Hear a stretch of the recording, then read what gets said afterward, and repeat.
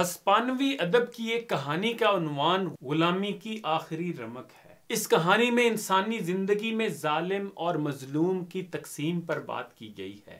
یہ دراصل ایک کتے اور چیتے کا مکالمہ ہے۔ چیتے نے کتے سے پوچھا، تم نے انسانوں کو کیسا پایا؟ کتے نے جواب دیا، جب وہ کسی کو حقیر سمجھتے ہیں تو اسے کتا کہتے ہیں۔ چیتے نے پوچھا، کیا تم نے ان کے بچوں کو کھایا؟ کتا بولا، نہیں۔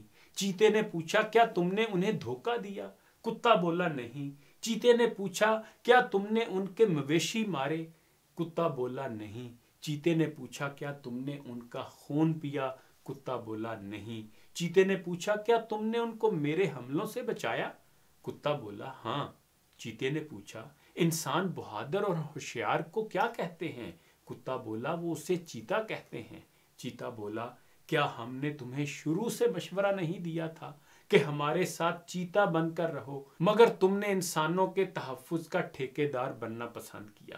میں ان کے بچوں اور مویشیوں کو مارتا ہوں، ان کا خون پیتا ہوں، ان کے وسائل اور محنت کھا جاتا ہوں۔ اس کے باوجود نہ صرف وہ مجھ سے ڈرتے ہیں بلکہ اپنے ہیروز کو چیتے کے طور پر بیان کرتے ہیں۔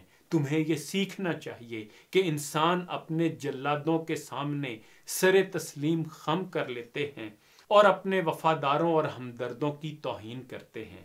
یہ کہانی پڑھی تو سمجھ آ گئی کہ ہم نے ملک توڑنے والے فوجی آمروں کو بھی کیوں پورے فوجی اعزاز کے ساتھ دفنایا، اور کیوں ہم فاطمہ جناح، ایم عالم اور ڈاکٹر عبدالقدیر خان جیسے قومی ہیروز کی توہین و تذلیل کرتے رہے۔ اے میری قوم، تیرے حسن کمالات کی خیر۔ فیض نے بھی خوب کہا تھا، نثار میں تیری گلیوں کے اے وطن کے جہاں چلی ہے رسم کہ کوئی نہ سر اٹھا کے چلے، جو کوئی چاہنے والا طواف کو نکلے، نظر چرا کے چلے، جسم و جاں بچا کے چلے۔